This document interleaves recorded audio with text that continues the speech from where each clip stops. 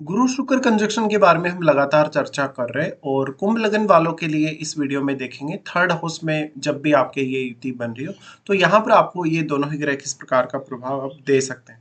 यहाँ पे अगर देखा जाए तो गुरु आपके सेकंड लॉर्ड है और आपके 11th लॉर्ड भी हैं। यहाँ गुरु अपने मित्र मंगल के ही घर में स्थित होंगे। साथ ही अगर शुक्र को देखें तो शुक्र आपके 4th लॉर्ड है और 9th लॉर्ड है जो आपके थर्ड हाउस में स्थित होंगे। अब यहाँ पे जो गुरु है वो ज्यादा बेटर काम करेंगे आपके लिए। यहाँ गुरु आपके सेकंड लॉर्ड होने की वजह से सेकंड हाउस से जुड़े कार्यों में आप अपना पूरा अच्छे से एफर्ट लगा सकेंगे। साथ ही साथ यहाँ पर आप काफी ज्यादा मेहनती भी होंगे।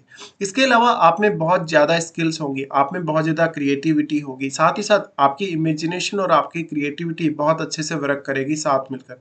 इस कंजक्शन की वजह से मोस्टली आपके ज्यादातर रिश्तों से आप बहुत अच्छे से डील कर सकेंगे। आप अपनी धन संपत्ति के मामले में भी काफी बेहतर रिजल्ट देखेंगे। साथ ही साथ ऐसे जातकों को घूमने फिरने की इच्छा भी बहुत ज्यादा रहेगी और टैलेंट भी उनमें बहुत ज्यादा होगा।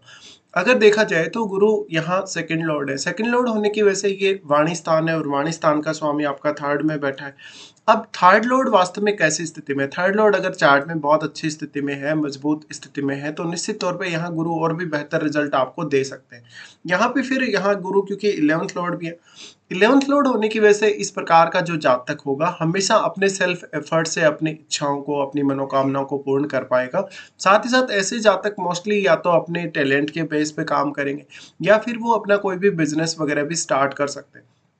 गुरु शुक्र का कंजक्शन है तो ये आपको काफी मल्टी टैलेंटेड बनाएगा। साथ ही साथ यहाँ पर जातक बहुत सारे अलग अलग विषयों में रुचि भी रखेगा। अब क्योंकि शुक्र फोर्थ लॉर्ड है, शुक्र फोर्थ लॉर्ड होने की वजह से ये कंजक्शन आपकी मैरिड लाइफ को और आपके अदर जो भौतिक वस्तुएं हैं या जो विलासिता की वस्तुएं हैं उस हिसाब से आपकी लाइफ को बैलेंस में लाएगा। अब गुरु यहाँ एक तरफ आध्यात्म के कारक हैं। आध्यात्म के कारक होने के साथ साथ कहीं ना कहीं गुरु जुड़े हैं आपके संतान पक्ष से, आपके भाग्य से। और जब इस तरीके से गुरु शुक्र कंजक्शन बन रहा हो तो भौतिक सुख सुविधाओं के मामले में भी आप अपने आप को काफी लकी पाएंगे। अगर हम यहाँ शुक्र के हिसाब से देखेंगे तो ऐसा जो जातक होगा वो धन लग्जरी के हिसाब से भी जीवन में काफी मेहनत करेगा और वो अपनी सारी की सारी इच्छाओं को पूर्ण कर सकेगा। शुक्र यहाँ 9th लॉर्ड होने के केस में ये कंजक्शन आपको यात्रा वगैरह करने में भी काफी ज्यादा इंटरेस्टेड बनाएगा। साथ ही साथ आपकी जो एजुकेशन होगी, आपका जो नेचुरल टैलेंट होगा वो काफी अच्छा होगा। इस कंजक्शन की वजह से मोस्टली आप अपने रिश्तों में एक अच्छा बैलेंस ला पाएंगे। थर्ड हाउस में ये कंजक्शन है तो आप हमेशा दोनों ही प्रकार की क्वालिटीज का अच्छे से प्रयोग कर सकेंगे। जहां पर एक तरफ गुरु आपको काफी ज्यादा टैलेंटेड बनाते हैं और थर्ड हाउस का शुक्र आपको नेचुरल क्वालिटीज बहुत ज्यादा देता है। यहाँ पे आपकी क्रिएटिविटी और आपका इमेजिनेशन भी आपके लिए बहुत ज्यादा वर्क करेगा। साथ में यहाँ ये देखिएगा कि कोई भी प्लेनेट आपके थर्ड हाउस में स्थित है या नहीं। और यहाँ पे जो भी प्लेनेट स्थित है वो या तो गुरु का मित्र होगा या शुक्र का मित्र होगा। यहाँ पे इन दोनों ही ग्रहों में से अब कोई भी ग्रह रेट्रोग्रेड नहीं होना चाहिए। अगर ग्रह रेट्रोग्रेड हो जाते हैं उस केस में इनका प्रभाव उसी तरीके से कम हो जाएगा। साथ ही साथ यहाँ कोई भी अन्य जो ग्रह बैठा है अगर वो गुरु का मित्र ग्रह है तो गुरु को ज्यादा फायदा होगा, जिससे आपको सेकंड हाउस और 11th हाउस से जुड़े कार्यों में सहायता मिल सकेगी। अगर यहाँ बैठा हुआ ग्रह शुक्र का मित्र है तो उस केस में आपके 4th हाउस और 9th हाउस से जुड़े कार्यों में आपको थोड़ी आसानी रहेगी। इसके साथ साथ यहाँ मोस्टली जो फायरी प्लेनेट है वो ज्यादा बेहतर रिजल्ट देंगे अगर थर्ड हाउस में बैठे हो। लेकिन यहाँ उस केस में फिर गुरु को सबसे ज्यादा फायदा मिलेगा। अगर देखा जाए तो मैरिड लाइफ के हिसाब से भी दोनों ही ग्रहों का इंपॉर्टेंस हमारी लाइफ में बहुत ज्यादा बनता है। एक तरफ जहां गुरु स्त्रियों के लिए उनके हस्बैंड के कारक हैं, दूसरी तरफ शुक्र पुरुषों के लिए उनकी वाइफ के कारक हैं। तो दोनों ही ग्रहों का बहुत इंपॉर्टेंट रोल है। ये ग्रह कंजक्शन जो है वास्तव में आपकी मैरिड लाइफ को भी काफी अच्छे से बैलेंस में लाता है और साथ ही साथ आपको आध्यात्मिक उन्नति और भौतिक रूप से उन्नति करने के लिए पूर्ण रूप से कहीं ना कहीं आपको अवसर देता है। अगर देखा जाए तो इस कंजक्शन की वजह से आप अपने टैलेंट के बेस पे, अपनी खुद की स्किल्स के बेस पे जितना ज्यादा चलेंगे जीवन में उतना अच्छा होगा। अगर हम दृष्टियों के हिसाब से सोचेंगे तो गुरु का दृष्टि सबसे पहले आपके सप्तम भाव पे आएगा। सप्तम भाव पे आएगा तो ये आपकी पब्लिक इमेज को काफी अच्छा बनाता है।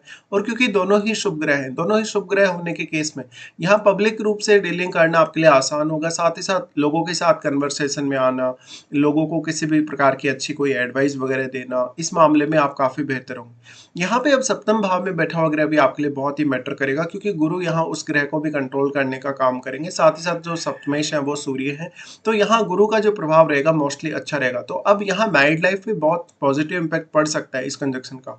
साथ-साथ में यहाँ फिर गुरु और शुक्र दोनों का एस्पेक्ट आ जाएगा आपके नवम भाव पे।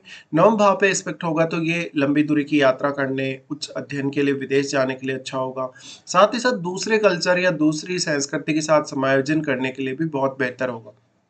ये कंजक्शन की वजह से ये हो सकता है कि आपका जो इनकम सोर्स होगा वो आपके जन्म स्थल से काफ़ी दूर हो सकता है, इवन दूसरे स्टेट में या किसी दूसरी कंट्री में। ऐसा जातक मोस्टली स्पिरिचुअल पर्पज से भी काफ़ी सारी यात्राएं करेगा। साथ ही साथ जातक जितना ज़्यादा हार्डवर्क करेगा उतना ही ज़्यादा वो धनवान या संपत्तिवान होता जाएगा। इसके साथ साथ मेनली आपका जो ज्ञान है, आपकी जो विद्वता है, वो भी आपके काफ़ी काम आएगी। ऐसा जातक मोस्टली बहुत ज़्यादा टैलेंटेड होने की वजह से दूसरों को भी अपने ज्ञान की वजह से लाभान्वित कर पाएगा। इसके बाद यहाँ गुरु का एस्पेक्ट आ जाता है आपके 11th हाउस पे। 11th हाउस पे गुरु का एस्पेक्ट पढ़ना बहुत ज़्यादा खास होगा, क्योंकि यहाँ फायरी साइन में है गुरु, और फायरी साइन का जो गुरु होता है वो बहुत बेहतर काम करता है। तो गुरु 11th हाउस पे जब भी दृष्टि डाल रहे हैं तो आपकी इनकम वगैरह और इनकम को मैनेज करने के मामले में आपको बेहतर साथ देंगे। इसके अलावा आपका नेटवर्क विस्तार लगातार होता रहेगा। आप अगर कोई भी बिजनेस करते हैं तो बिजनेस वाइज आपके जीवन में काफ़ी अच्छी ग्रोथ होगी और आपके टैलेंट के बेस पे भी कहीं न कहीं लोग आपको जानेंगे। गुरु का दृष्टि जो 11th हाउस पे पड़ रहा है उस वजह से आपके लिए इनकम सोर्स पाना आसान होगा। साथ ही साथ अपनी इच्छाओं को पूर्ण करना भी आसान होगा। कुछ हद तक यहाँ दूसरे लोगों का इम्पोर्टेंट रोल हो सकता है, आपका जो भी नेम फेम है, प्रसिद्धि है, उस मामले में। गुरु यहाँ दृष्टि डाल रहे हैं तो मोस्टली आप अपनी जो भी इच्छाएं हैं, जो भी आपकी आकांक्षाएं हैं, कहीं ना कहीं धन से जुड़ी हैं, अपने किसी फ्रेंड लोग से जुड़ी हैं, या कोई भी अन्य प्रकार की आपकी इच्छाएं, जो भौतिक इच्छाएं भी हो सकती हैं, वो आप अच्छे से पूर्ण कर सकेंगे। यहाँ पे अब आपको देखना होगा गुरु और शुक्र आपस में कितने ज़्यादा क्लोज हैं। ये दोनों जितने ही ज़्यादा क्लोज होंगे उतना ही ज़्यादा आपके जीवन में भौतिक सुख सुविधाओं के मामले में और आध्यात्म के मामले में ग्रोथ होने की संभावनाएं बनेगी। तो ऐसा जातक मोस्टली दोनों ही प्रकार का जीवन जिएगा, जहाँ पर उसके जीवन में एक आध्यात्मिक प्रोग्रेस भी है और साथ साथ में भौतिक सुख सुविधाओं के मामले में भी जातक बहुत ज़्यादा संपन्न होगा। अब यहाँ बैठा हुआ ग्रह किसी न किसी भाव का आपके चार्ट में स्वामी अवश्य होगा, तो उन भावों को भी आपको जोड़कर देखना चाहिए। साथ ही साथ उन भावों का रोल भी आपके जीवन में काफी इंपॉर्टेंट होगा। इसके अलावा आपको देखना चाहिए अपनी महादशा को, वास्तव में आपको गुरु की या शुक्र की महादशा है या नहीं, या कोई भी अन्य ग्रह की महादशा है। तो यहाँ पे कोई भी अगर ग्रह बैठा है उसकी अगर महादशा होगी तो वो आपके जीवन में ज्यादा रोल प्ले कर सकेगी। इसके साथ साथ यहाँ जो मंगल है, मंगल की प्लेसमेंट कहाँ है आपके चार्ट में, और मंगल का क्या वास्तव में गुरु या शुक्र से कोई संबंध है या नहीं, ये आप जरूर चेक कर लें।